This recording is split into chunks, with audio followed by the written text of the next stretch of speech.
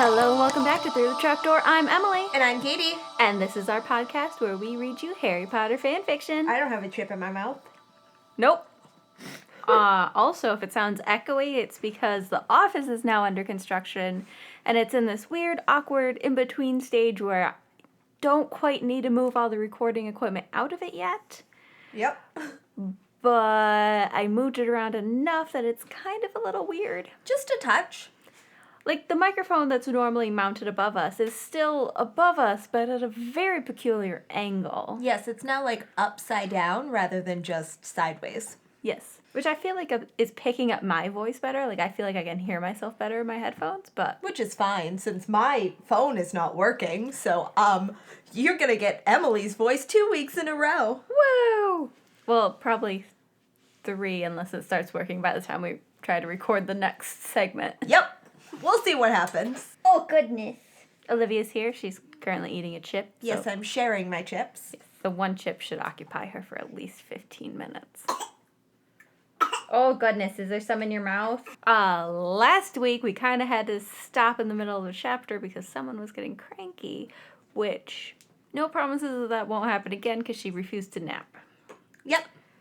So I think that we're starting in the right spot. I marked it. Don't know for sure. We'll start a paragraph early and... Yeah, we'll go from there. Yeah. And then you know what? Y'all are just gonna get a little recap. Yeah. Remus was beginning to think that maybe girls were more trouble than they were worth. Sure, he liked Mimi and all, but he wasn't quite sure he could even handle Mimi. What was wrong with everybody anyway?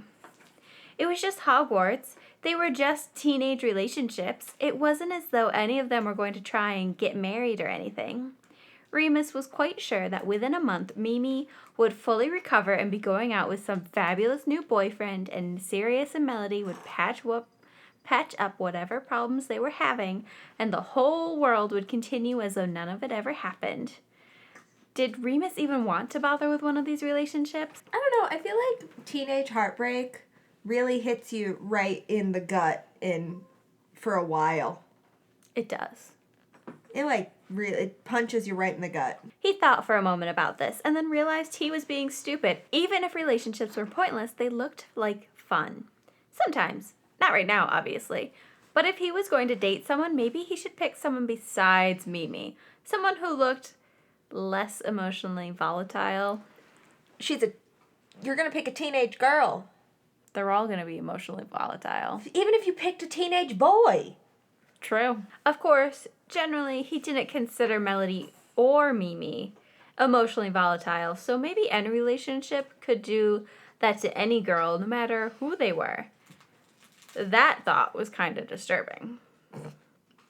Should he be listening to Mimi? He zoned back in for a second to see what she was talking about. You're a really good listener, you know, Mimi said quietly, staring at the fire. Unlike Sirius smooch me back black. She added darkly, then that set her off again. Nope, not important. Remus zoned out again. Mimi was fairly attractive, and who said he had to bother telling her all about this werewolf business anyway? And he wouldn't want to smooch her all the time if she were his girlfriend. Normally, he did enjoy talking to her, just not right now. Right now, obviously, was a bad time to start some kind of relationship with her. He wondered why he'd been so obtuse about relationships before. The getting together part couldn't be that complicated. Not if the breaking up part was so elaborate anyway. It didn't seem fair for both to be complicated. What was Mimi talking about now? She seemed kind of angry. Not fair to use me just to get Melody to like him. I mean, what kind of pig-headed male attitude is that? And never mind if I thought I might be able to do the same thing to get... Mimi looked up at Remus for a split second before falling into a fit of coughing. Never mind, she said quickly. Not important. Remus raised his eyebrows at her, but didn't say anything. You know, it's been nice talking to you, Remus, but I should probably be going now. Really? That was it? Well, that wasn't so hard, Remus thought cheerfully. Thankfully, his idiot prevention system took hold before he could say anything stupid. Are you sure? Mimi looked at him, smiling weakly. Yeah, but thanks for listening. No problem, Remus replied, and wondering whether or not he was lying. I'll see you around, Mimi said, and made her way to the door. Bye, Remus called as she left. He fell over on the couch in relief. She was gone. Was this what Lily had to deal with all the time? How do girls do it? It had been a whole day since Lily left for Auror training, and already Remus was tired of girl talk. The door to MHQ opened, and Remus closed his eyes, sending a silent prayer to whatever god might be listening that it wasn't Melody walking through the door. He sat up and peeked over the edge of the couch, and then collapsed in relief. It was Peter. For our favorite ship, Pemus. That, If you haven't seen it, go check out our Instagram. because it is gold. And terrifying. And so when you sent me that, I was at work. Did you start crying at work? I did. Pemus, the ship no one wants. Nobody asked for. Nobody asked for it. Nobody wants it.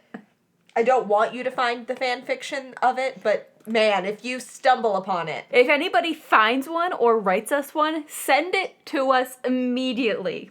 I don't care how stupid it is. I will read it on here. Yes, yes. Because I looked on fanfiction.net and I could not find any. Because again, nobody wants it. Nobody. For good reason. It's terrible. Except now I kind of want it. Exactly. Because it's terrible. Hey, Remus, said Peter, sitting on the chair next to the fire. How are you? Remus replied. I've been better. It's not that time of the month, is it? If you refer back to 2 weeks ago, it is! Missed it! It was the full moon at the Halloween dance. Peter asked nervously, shifting in his chair, wondering how he was supposed to handle this alone. Just ended, Remus said, looking at him oddly. Don't you remember last week, Peter? Or last night. Yeah. When it was supposed to be a full moon. But okay. Oh, yeah, Peter replied, looking sheepish. Sorry, it just seems like a long time ago with Padfoot and Prongs leaving and all, and the ball last night. Remus couldn't argue with that. So, Peter continued when Remus didn't reply, what are we going to do with them gone? It had not occurred to Remus that they were going to do anything while James and Sirius were gone, nor that Peter would expect him to come up with some initiative. Despite his professions to Melody last night about how brilliant he was at coming up with pranks, he didn't really feel like pulling any right now. Behave, Remus suggested, and Peter looked at him blankly. Remus sighed. Tell you what, Wormtail, how about you think up some pranks and run them by me, and we'll see if we can pull any of them off without James or Sirius here. Peter perked visibly at this idea. Rarely was he asked to think of anything. He just helped carry things out. All right, he agreed. And when I'm done with this, would you mind giving me a hand with this transfiguration essay? The one about human transfiguration? Yeah. Peter, you're an animagus. I know that's the problem, Peter said. I've written it 3 times already, and every time I accidentally refer to myself as an animagus at least once. Remus laughed. Work on the prank list first, he suggested. I'm going to go get some food. Grab a bite for me, would you? Peter asked, apparently unwilling to move from his brainstorming spot. All right, Remus agreed before leaving. He doubted that Peter had paid attention to the language he just used. Remus, on the other hand, made a point to never mention that he was going to take a bite out of anything. James plopped down by the fire, utterly spent. Moody was not a lenient instructor, and James had spent most of his day running around collecting things, inspecting things, or lying low and waiting for things. There were a lot more of lying low than James had anticipated. Moody, however, felt that it was a highly important part of Auror training and made all of his students find secluded spots to hide in and wait around until Moody found them. Kind of like hide and seek with a purpose. Moody was very good at seeking. As it turned out, in the first few times James hid anywhere, Moody found him within a matter of minutes, pointing out all the things he did wrong with his hiding spot. The 3rd time James hid, he thought he had himself covered. He was well within the depths of a thick, only somewhat prickly bush that provided excellent cover from all directions, which he could hear and kind of see from, with almost 360 degrees of visibility. If he tried to view the whole 360, eventually he'd bump into the bush and make him move. He had enough space to crouch so he didn't feel overly confined and wiggle around constantly. Overall, James was very proud of his book selection. Moody found him almost instantly. Too obvious, he growled, hauling out James by the neck of his shirt and depositing him on the ground. But it was the perfect hiding bush, James sputtered, pulling some leaves out of his hair. I know, Moody replied, but you have to learn to hide in places that aren't already perfect and make them perfect. James didn't really get it, but he tried anyway. He tried trees, he tried boulders, he tried small, obtuse caves, but there was something wrong with each of them. No place to run if you're caught, too easy to sneak up on, too good for hiding, but too hard to leave without being noticed. James had to resist the very strong urge to turn into a stag and run around for a while, and let Moody try to figure out where he'd gone. But he thought maybe Moody was smart enough to figure out that James was an animagus, and he didn't want to take that chance. Thankfully, the day was over now, and James was very glad to be sitting by the fire, just sitting. How'd you do? Frank Longbottom asked, plopping down next to James, looking equally exhausted and very dirt-stained. Not so good, James replied. You? Really bad. He found me every time, really fast, too. Yeah, James agreed. Me too. Yeah, Frank asked, perking a bit. Well, at least I'm not alone. They heard shouts coming from the woods to the west where the sun was beginning to set, and James and Frank glanced at each other before shaking their heads. Adam and Vivian? Frank ventured. Yep. A few minutes later, a blonde, angry Ravenclaw boy and a furious, red-headed Slytherin girl stomped into the campsite, accompanied by a very annoyed Alistair Moody. Sit down and shut up, he advised, disappearing into his tent. Vivian and Adam glared at each other for a minute before Vivian turned away from him with a haughty flip of her hair, crossing her arms and glowering unnecessarily into the pine trees. Adam stared darkly at the fire. James, unperturbed, shrugged and tossed another log on the fire.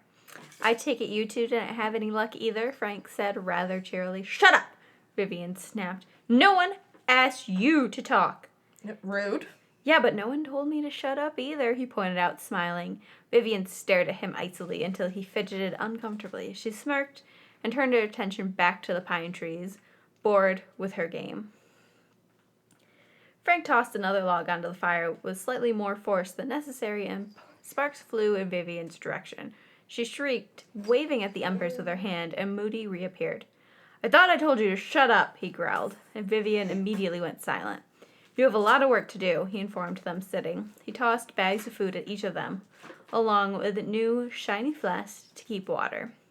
Keep these flasks with you at all times. Never let someone else fill up your flask for you.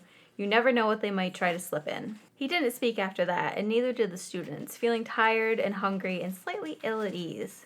They ate in silence, and when they finished, Moody spoke again. Tomorrow we've got something new to work on, he informed them. Then we'll get back to cloak and disguises. He left, and the students sat around for a few more minutes, staring at the fire. Well, I'm tired, James said finally. I'm going to bed.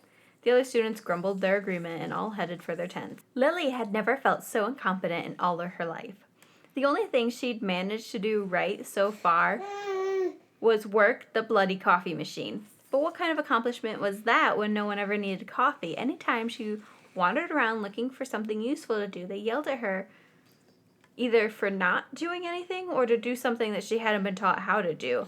And that just made her more tense. So the next time she was asked to do anything, she screwed it up, even if she had done it 10 times before without a problem. What's the point of all this anyway? Thought Lily angrily, frowning into the palms of her hands. She was sitting on a closed toilet seat in the ladies' bathroom with her head in her hands, feeling sorry for herself.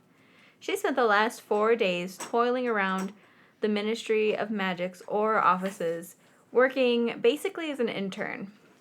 When she wasn't working in the Auror offices, she was with the other training students being lectured by Fletcher Hawkes on various Auror duties, or practicing various spells and dueling techniques, or sitting around and whining about how boring it was. At the moment, Lily didn't find it so much boring as she did unreasonable. How was she supposed to know how or where to find inner office memo owls, extra quills, various outdated edition of the Daily Prophet, the Wizarding Post, and the Quibbler? When the Aurors didn't need her, they treated her as though she wasn't there, and when they did need her, they treated her as though her entire purpose in life was to serve their every whim. It became irritating when she didn't know where to find something or how to do something or didn't carry out a task efficiently enough. Outside her stall, the door of the ladies' room swung open and slammed fiercely against the wall. Lily jumped and removed her head from her hands, peeking through the cracks in her stall door to see who it was. She couldn't see anything but the sinks, though, so her curiosity got the best of her, so perhaps a little unwisely she stood and let herself out of the stall. It was Sally Parkins. Sally stood clutching either side of the sink, fuming, glaring at the mirror, muttering unkind things about Aurors under her breath. When she heard Lily open the stall door, she whirled around and glared at her furiously. Lily stood there for a moment, unsure what to say. "Did they just treat you like garbage?" Sally demanded after a minute. Her eyes were damp and shimmering. "Like they don't care how hard you worked to get to this point and don't have any regard for how brilliant you might be or where your family might come from?" Or Sally's voice cracked dangerously and she whirled back to the mirror, trying to compose herself. "Or anything," she finished, rather high-pitched. Lily slowly approached the sinks and took a paper towel from the rack at the end of the row.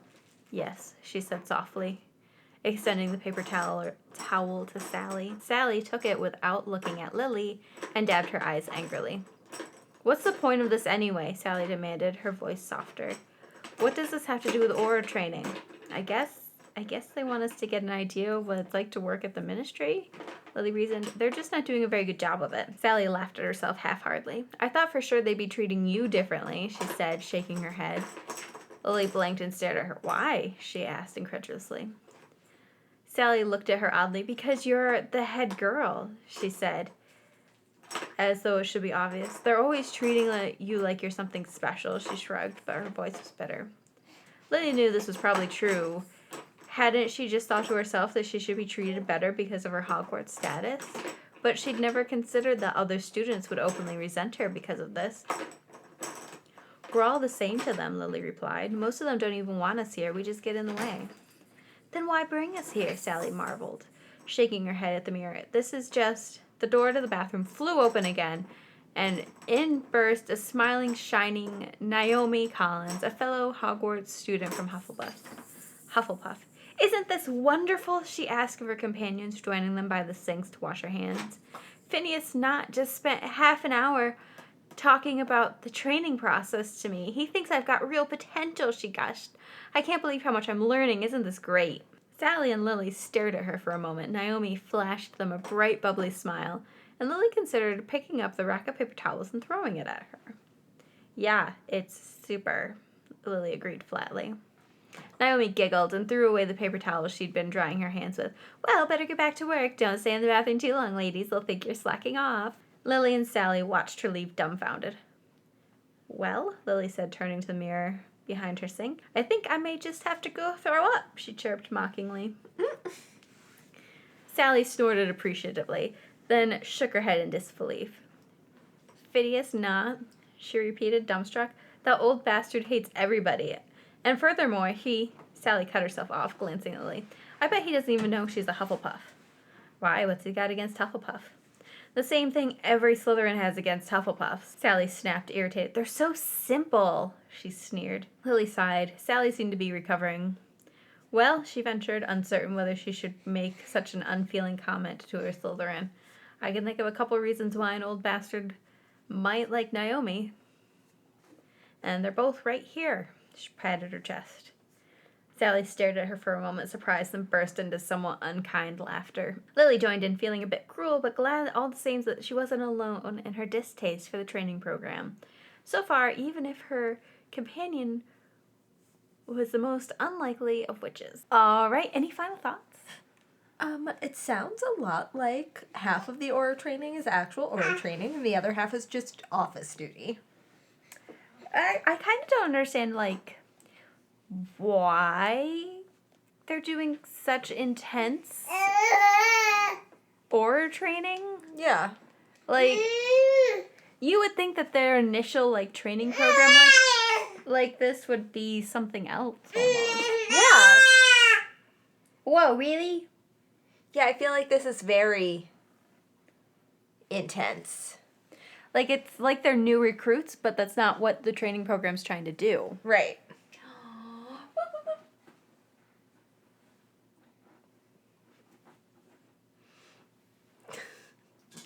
I don't know. Yeah, I don't know. We'll see if we get more. Yeah. All right.